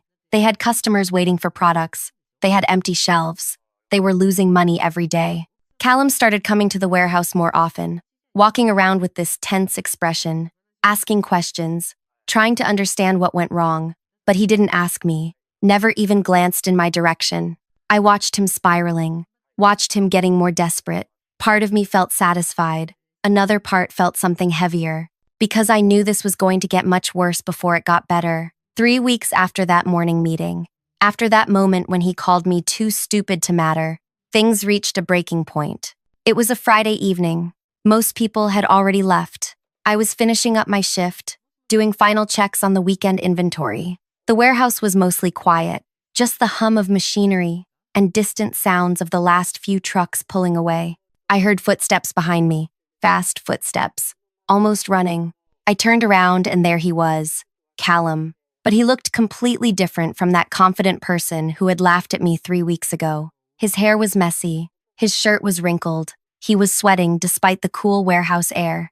"Shayna," he said, slightly out of breath. I just looked at him, didn't say anything. "I need your help." Those words hung between us. "I need your help," from someone who had told me I was too stupid to matter. "With what?" I asked, keeping my voice neutral. "This shipment situation. It's gotten really bad. Worse than anyone realized. My father is coming back Monday morning. He's going to want answers, explanations, solutions." Callum ran a hand through his hair. "You know the suppliers, right? You've worked here the longest. You know how everything connects. Can you tell me how to fix this mess?" I set down the clipboard I was holding, looked at him for a long moment, really looked at him, saw the panic in his expression, the desperation. "Why would someone too stupid to matter know anything useful?" I asked quietly. His face changed. Recognition hit him. He remembered. "Look," he said quickly, "I'm sorry about that. I was under a lot of pressure. My father had just given me this responsibility, and I was stressed, and I said something stupid. I didn't mean it." "You meant it." "I didn't. I swear. I was just—" He trailed off, seemed to realize there was no good excuse. "Please. I'll make it right. I'll apologize publicly.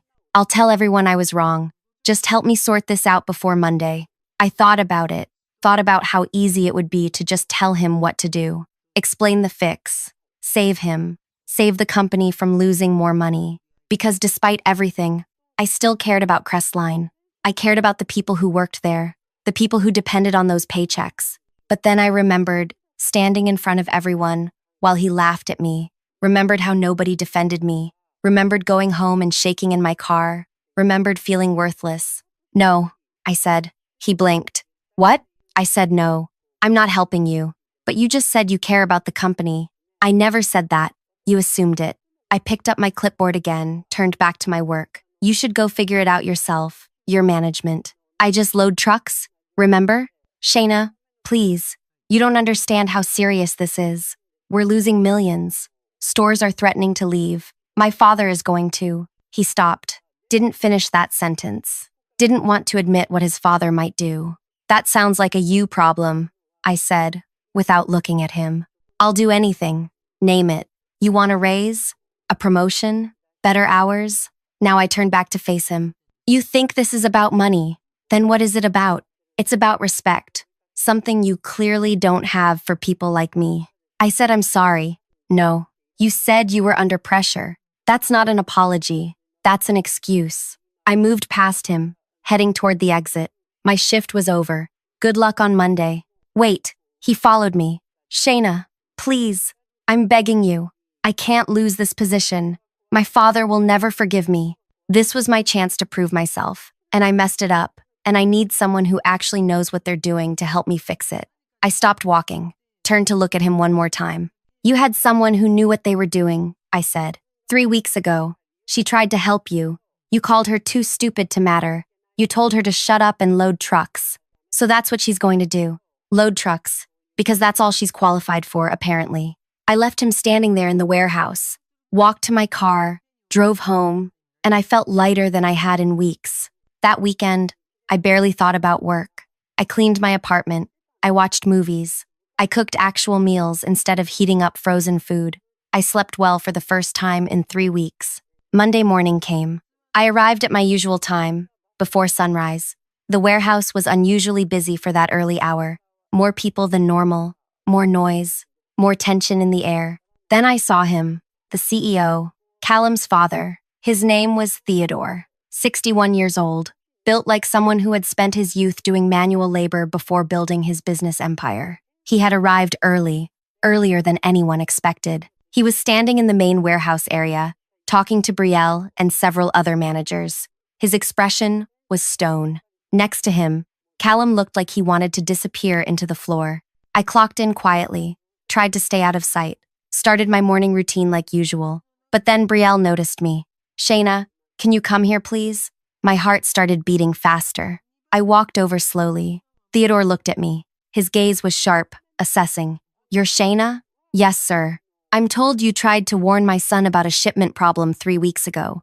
Is that correct?" I glanced at Callum. He wouldn't meet my gaze. "Yes, sir. Tell me exactly what happened."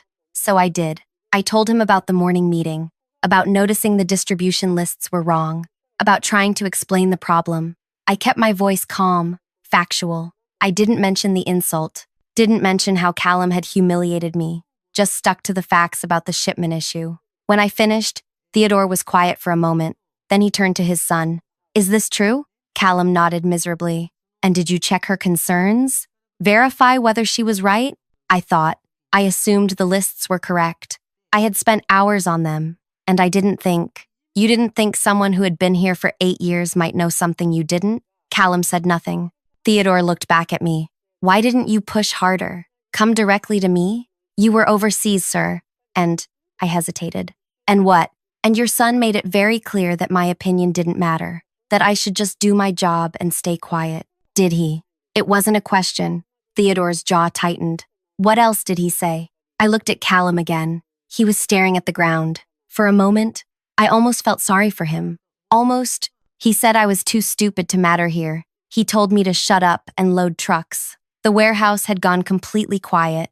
Everyone nearby was listening now, pretending to work, but clearly paying attention. Theodore's expression didn't change, but something shifted in his bearing. He turned to his son with a look I wouldn't want directed at me. "Outside. My office. Now." They left together. Callum looked back once as they walked away, and I saw genuine fear in his expression. The rest of us stood there in awkward silence for a moment. Then Brielle cleared her throat. "Everyone back to work," she said quietly. I went to my station, tried to focus on inventory, but my hands were shaking again, though for different reasons this time. An hour later, Brielle came to find me. "Theodore wants to speak with you," she said. "In the upstairs office." I followed her up, my mind racing. Was I in trouble? Was I about to get blamed for not trying harder to stop this disaster? The office was spacious, but not flashy. Theodore sat behind a large wooden surface, looking tired. Callum stood to the side, and he looked worse than tired. He looked broken. "Sit," Theodore said to me, gesturing to a seat. I sat. "I've spent the last hour going through everything," Theodore said. "The shipment lists, the orders, the complaints, the financial damage. And I've spoken with my son about what happened 3 weeks ago." I waited. "You were right. About all of it. The distribution was completely backwards. If we had listened to you, we could have avoided millions in losses and saved our relationships with dozens of stores." "Yes, sir. My son has explained to me exactly what he said to you, how he treated you, what he called you." Theodore leaned back. "That is unacceptable. Completely unacceptable. I don't care whose son he is. Nobody in this company talks to another person that way." Callum shifted uncomfortably but stayed silent. "I built Crestline from nothing," Theodore continued. "Started in a warehouse smaller than this one, doing exactly what you do. Loading, checking, learning every single piece of how this business works. I thought I had taught my son that same respect for everyone who works here. Clearly, I failed." "Father," Callum started. "I'm not talking to you right now." Theodore's voice was sharp. He looked back at me. "Shayna, I'm offering you my sincere apology for what happened, and I'm offering you a choice. I wasn't expecting that. A choice? My son needs to learn this business properly. From the ground up, the way I did, the way you did. He needs to understand that the people working the floor aren't just bodies moving boxes. They're the ones who actually know how things work." Theodore paused. "I'm removing him from his current position. He's going to spend the next 6 months working in the warehouse, learning the job he dismissed as unimportant." Callum's head snapped up, shock written all over his face. But he didn't argue, didn't protest, just stood there. absorbing the news. And, Theodore continued, he's going to report directly to you. Now it was my turn to look shocked. Sir, you know this warehouse better than anyone. You spot problems before they become disasters. You care about getting things right. Those are exactly the qualities we need in leadership. Theodore folded his hands. I'm promoting you to floor operations lead. You'll oversee the daily warehouse operations, train new workers, and supervise anyone who needs to learn how things actually work, including my son. I couldn't speak for a moment. My mind was spinning. The choice I'm offering you, Theodore said, is whether you want this position, whether you want to stay with a company that allowed you to be treated so poorly. I wouldn't blame you if you said no, if you wanted to walk away and never look back. I thought about it, really thought about it. Part of me wanted to leave, wanted to tell Theodore that some damage can't be fixed with a promotion. But another part of me remembered why I had stayed all these years. Because I was good at this. Because I cared about doing things right. Because this job, despite everything, mattered to me. I'll stay, I said. I'll take the position. Theodore nodded, something like approval in his expression. Good. You start immediately. Your first responsibility is teaching my son everything you know. And Callum? He turned to his son. You will do exactly what she tells you. You will ask questions when you don't understand. You will treat her and everyone else in this warehouse with respect. If I hear one complaint, one word that you've stepped out of line, you're finished here. Understood? Yes, sir, Callum said quietly. Dismissed. Both of you. We left the office together, walking down the stairs in silence. When we reached the warehouse floor, Callum stopped. Shayna, Save it, I interrupted. Your father already apologized. You're here to work now. That's all that matters. He nodded slowly. Where do I start? I looked at him for a moment. This person, who had laughed at me, who had made me feel worthless, was now asking me what to do. Go find Brielle. Tell her you need warehouse work clothes, steel-toed boots, gloves. Once you're changed, meet me at the receiving area. Okay. He walked away, and I stood there processing everything that had just happened. In less than 2 hours, my entire situation had flipped. I was now in charge. Callum was now under me. The other workers had noticed something was different. They whispered to each other, shooting glances my way. Brielle approached me. So it's true? She asked. You're the new lead? Apparently. About time, she said. You should have been promoted years ago. Everyone knows you basically run this place already. She paused. And Callum? Learning from the bottom. Brielle smiled slightly. That's going to be interesting. Interesting was one word for it. Callum showed up 20 minutes later wearing basic work clothes that looked brand new. The boots probably still had the price tag on them yesterday. He looked uncomfortable, out of place. All right, I said. First lesson. See those trucks over there? 4 of them arrived this morning with products from different suppliers. Your job is to help unload them. Check every single item against the delivery list and organize everything by category in the storage zones. That's it. That's it for today. Tomorrow you'll learn the next part. But today, you're just unloading and organizing. He looked at the trucks. They were big, full. It was going to take hours of physical work. Do I work alone? He asked. No, you'll work with the receiving team. Garrett will show you what to do. Follow his instructions exactly. I walked him over to where Garrett was checking a delivery list. Garrett looked up, saw Callum, and his eyebrows went up. Garrett, this is Callum. He's training with us for the next 6 months. Can you walk him through receiving procedures? Garrett glanced at me, then at Callum, then back at me. Understanding dawned in his expression. Sure thing. Come on, kid. Let's get you started. I watched them walk toward the first truck, watched Callum climb up into the cargo area, watched him start lifting boxes, clearly not used to this kind of physical work. My name is Shayna, by the way. I should have mentioned that earlier. Shayna Reddy, 29 years old, grew up in a small town 3 hours from here. Started working at Crestline right after finishing school because I needed money and they were hiring. Never imagined I'd still be here 8 years later. Never imagined I'd end up running the floor. The first week was brutal. Not for me, but for Callum. He showed up every morning at the same time as everyone else. He did the grunt work. He lifted boxes until his arms shook. He learned how to check inventory lists. He made mistakes and had to redo things. And every single day, He had to ask me or someone else for help, had to admit he didn't know something, had to swallow his pride and listen. I wasn't cruel to him. I didn't mock him or belittle him or throw his own words back in his face, tempting as it was. I just treated him like any other new worker, showed him how things worked, corrected him when he was wrong, answered his questions, but I didn't go easy on him either. The storage zones are organized by season and category. I explained one morning. Winter clothes in Section A, summer items in Section B, household goods in Section C. Everything has a specific place. You put something in the wrong spot, we waste time searching for it later. Callum was sweating, even though the warehouse was cool. He had been moving boxes for 3 hours straight. How do you remember where everything goes? You learn, you pay attention, you care enough to get it right. I handed him another box. This one goes in Section B, slot 17. He carried it over, found the right spot, set it down carefully. The other workers watched this dynamic with barely concealed amusement. Some were more open about enjoying it. During lunch breaks, I'd hear comments. Never thought I'd see the day. He's actually doing the work. Think he'll last the full 6 months? I wondered that too. But as the days turned into weeks, something unexpected started happening. Callum stopped complaining, stopped looking miserable. He just worked, asked questions, learned. Sometimes I'd catch him studying the inventory sheets during breaks, trying to memorize product codes. One afternoon, about a month into his training, we had an urgent situation. A truck needed to be loaded and sent out within 2 hours because a store had run completely out of their best-selling items. Everyone was scrambling. "Shayna," Brielle called out, "we need someone who can pull these items fast.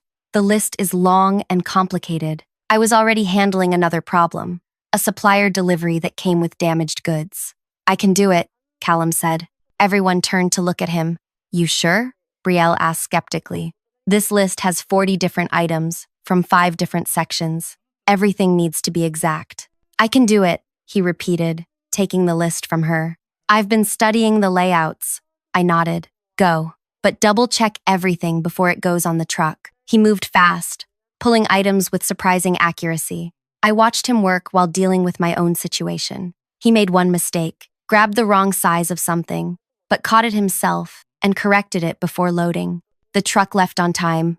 Crisis averted. "He's getting better," Garrett commented later. "Still has a lot to learn, but he's actually trying." "Yeah," I said, but I didn't let that soften me. Because getting better at the job was one thing. Understanding what he had done to me, really understanding it, was something else entirely. 2 months in, during a particularly busy Friday afternoon, one of the younger workers made a mistake, a big one. He loaded an entire truck with the wrong products. By the time anyone noticed, the truck was already on the highway, an hour away. The kid was panicking. "I'm so sorry. I wasn't paying attention. I mixed up the order numbers." Brielle was furious. "Do you have any idea how much this is going to cost to fix? We have to call that truck back, unload everything, reload it correctly, and now it's going to arrive a day late." The kid looked like he might cry. He was 19, only been working here for 2 months. "I'll fix it. I'll stay late. I'll do whatever. You should be fired," Brielle snapped. "Wait!" Callum spoke up. Everyone looked at him. He had been organizing nearby, had heard the whole thing. "It's an honest mistake. He's still learning. Let him fix it. I'll help him reload the truck properly when it gets back." Brielle's expression was doubtful. "This is serious." "I know, but firing someone over one mistake when they're still new? That doesn't seem right." Callum looked at the kid. "You'll learn from this. You'll be more careful, right?" The kid nodded frantically. "I swear, I'll triple-check everything from now on." Brielle looked at me. "Your call. You're the lead. You're the lead." I thought about it, thought about second chances, about mistakes, about being treated like you matter. "He stays," I said, "but you're both reloading that truck correctly when it returns. And you," I pointed at the kid, "are going to spend tomorrow morning with me, learning proper order verification procedures." "Thank you," the kid said, relief flooding his face. After he walked away, Callum approached me. "Can I talk to you for a minute? Privately?" We stepped outside to the loading area where it was quieter. "What?" I asked. "I just wanted to say, I get it now. What you tried to tell me that morning. why it mattered. He looked uncomfortable, but pressed on. These past 2 months, I've worked alongside everyone here. I've seen how hard they work, how much they know, how much they care about getting things right. And I was so arrogant, thinking I could just show up and tell people what to do without understanding anything. I didn't respond, just waited. When that kid made a mistake just now, my first instinct 2 months ago would have been to blame him, to get him out of the way. But now I understand that everyone makes mistakes. What matters is whether you learn from them, whether you treat people like human beings who deserve respect and second chances. He paused, looking directly at me. What I said to you was unforgivable, and I know apologizing doesn't erase it. Nothing can erase it. But I want you to know that I genuinely understand now why it was so wrong. Not just wrong because my father punished me for it, but wrong because you deserved better. Everyone here deserves better. I studied his face. He meant it. I could tell. Okay, I said simply. Okay? You're learning. That's what this is for. Keep learning. I walked back inside, leaving him to think about what he had just said. 3 months passed, then 4. The holiday season approached again, exactly 1 year after the disaster. But this time, we were prepared. This time, Callum knew better than to ignore the people who actually understood how everything worked. He had changed, really changed. Not just in the way he worked, but in the way he talked to people. He asked questions with genuine curiosity. He listened when people explained things.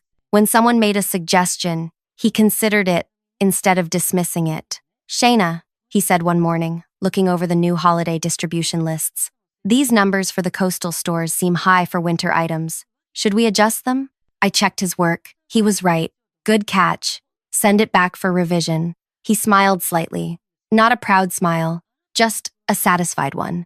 The smile of someone who was getting better at something difficult. The holiday shipments went perfectly. Every store got exactly what they ordered. No complaints, no returns, no disasters. Theodore came to the warehouse to personally thank everyone for a successful season. This is what I built this company on, he told the whole team during a morning meeting. People who care, people who work hard, people who respect each other and the work they do.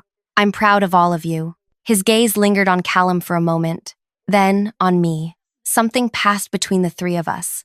An understanding. Month 5 arrived. Callum's training was nearly complete. He could handle almost any task in the warehouse now. He knew the storage systems, the shipping procedures, the supplier relationships. He could spot problems before they became emergencies. He had earned the respect of most of the workers, though some still kept their distance. One afternoon, I found him sitting in the break area during lunch, eating a sandwich and reviewing supplier contracts. You don't have to do that during lunch, I said, sitting across from him. I know. I just want to understand the bigger picture, how everything connects. He looked up. Can I ask you something? Sure. Why did you stay? After what I did, after how I treated you, why didn't you leave? You could have found work anywhere. You clearly have the skills. I thought about how to answer that, because walking away would have meant letting what you said define me, would have meant accepting that I was too stupid to matter. By staying, by taking the promotion, by teaching you how wrong you were, I proved that you were the problem, not me. He nodded slowly. I was the problem. Yes, you were. Do you think I've changed enough? Do you think I'm actually different now? Or am I just better at pretending? It was a surprisingly honest question. I think you've changed. But the real test isn't how you act when someone's watching. It's how you act when nobody is. What you do when you have power again. If I have power again, he corrected. My father hasn't said what happens after these 6 months end. He'll give you another chance. That's what fathers do. But whether you deserve it, whether you've actually learned anything, that's up to you. We sat in silence for a moment. For what it's worth, Callum said quietly, you were never stupid. You were the smartest person in that room. And I was too arrogant and insecure to see it. I know, I said, but thank you for finally saying it. Month 6 arrived faster than I expected. Callum's official training period was ending. Theodore scheduled a meeting with both of us. We sat in his office again, same seats as 6 months ago, but everything felt different now. Callum, Theodore began, your training period is complete. I've received reports from Shayna, from Brielle, from several other supervisors. They all say the same thing. You've worked hard. You've learned. You've changed your attitude completely. Callum sat straighter but didn't smile, just waited. However, Theodore continued, learning to work in a warehouse and learning to lead are two different things. You understand the operations now, but do you understand leadership? I'm starting to, Callum said carefully. I understand that leadership isn't about having power over people. It's about enabling them to do their best work. It's about listening to the people who actually know what they're doing, even when they're not in fancy positions. Theodore looked at me. Has he learned that lesson? He's learned it here, I said, but he learned it in a situation where he had no choice, where he was being watched. The real question is whether he'll remember it when things get comfortable again. Fair point. Theodore leaned forward. Callum, I'm giving you a new position, not the one you had before. You're not ready for that level of responsibility yet, but you'll be working as an operations manager, coordinating between the warehouse teams and the regional stores. You'll report to Shayna. Callum blinked. I'll report to Shayna? Yes. She's proven herself more than capable of handling leadership, and you've proven that you can work under her supervision. This arrangement continues until I'm confident you can handle more responsibility without letting it go to your head. I hadn't expected that either. I thought Callum's training period would end, and we'd go back to some version of the old hierarchy. But Theodore was making it clear that things had permanently changed. I understand, Callum said. Thank you for the opportunity. Don't thank me. Thank Shayna for not quitting after what you did. Thank the team for accepting you back, and prove to everyone that you actually deserve another chance. After the meeting, Callum and I walked back to the warehouse together. You okay with this? He asked. Me still reporting to you? I'm fine with it, as long as you actually do your job and don't make me regret giving you honest assessments. I will. I will do my job, not make you regret it. He paused at the warehouse entrance. Shayna, I know I've said this before, but I need to say it again. Thank you. For not destroying me when you had every reason to. For teaching me instead of just letting me fail. For giving me a chance to become better. I didn't do it for you, I said honestly. I did it for me, because being the bigger person, being the one who rises above pettiness and cruelty, that's who I want to be. That's who I am. He smiled, a real smile this time. I'm glad you are. We went back to work, back to the familiar rhythm of the warehouse, the sounds of trucks and forklifts and people calling out to each other. But everything was different now. I was different. Callum was different. The whole dynamic had shifted. Over the next few months, Callum worked hard in his new role. He coordinated shipments, solved problems, communicated between different departments, and whenever he faced a difficult decision, he came to me first, asked for input, listened to advice. The other workers noticed. They warmed up to him gradually, started including him in conversations during breaks, started treating him less like the boss's son who had messed up and more like a colleague who was trying his best. 1 year after that terrible morning, when he had called me too stupid to matter, we had another holiday season meeting. Everyone gathered in the warehouse. Theodore was there, Brielle, all the supervisors, all the workers. Last year at this time, Theodore said, we had a disaster. We lost money, relationships, trust. This year, we had our most successful holiday season ever. Every shipment went out correctly. Every store got what they needed. And we did it because everyone here worked together, respected each other, and listened when people spoke up about potential problems. He looked at Callum. My son learned a hard but necessary lesson. He learned that respect isn't given based on your title or your last name. It's earned through how you treat people, how you work, how you lead. Then Theodore looked at me, and Shayna learned something too. She learned that standing up for yourself, even when it's difficult, even when it seems like nobody will support you, is always worth it. She proved that knowledge and experience matter more than arrogance and assumptions. Everyone clapped. It felt genuine, not just obligatory. After the meeting, as people were leaving, Callum approached me one more time.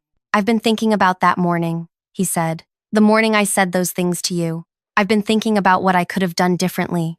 And I should have listened, should have asked you to explain more, instead of cutting you off, should have valued your experience, should have treated you like the expert you are. He paused. But I also want you to know something. What happened after? Everything you did, the way you handled it, that changed my life. You could have ruined me. could have exposed me as incompetent in front of my father and everyone else. Instead, you just stepped back and let the situation speak for itself, let me fail on my own, then gave me a chance to learn. That wasn't kindness, I said. That was strategy. I know. That's what makes it brilliant. He smiled slightly. You got your revenge by becoming successful, by proving your worth, by making me work under you and learn from you every single day. That's so much more effective than just getting me fired or humiliating me publicly. Is that what you think this was about? Revenge? Wasn't it? I considered the question. Maybe at first, but it became about something bigger, about changing how things work, about making sure people like me don't get dismissed and insulted just because someone higher up doesn't want to listen. You succeeded at that. We'll see. Real change takes time. He nodded. Well, for whatever it's worth, I'm different now because of you, and I'll spend the rest of my career making sure I never treat anyone the way I treated you. Good, I said. That's all I wanted. He walked away, and I stood there in the warehouse I had worked in for 9 years now, the place that had seen me at my lowest, heard me get insulted, watched me get humiliated, the same place that had now seen me rise, take charge, become someone who mattered. Too stupid to matter. That's what he had called me. But here I was, running operations, training the owner's son, proving every single day that intelligence isn't measured by your position or your title or your confidence.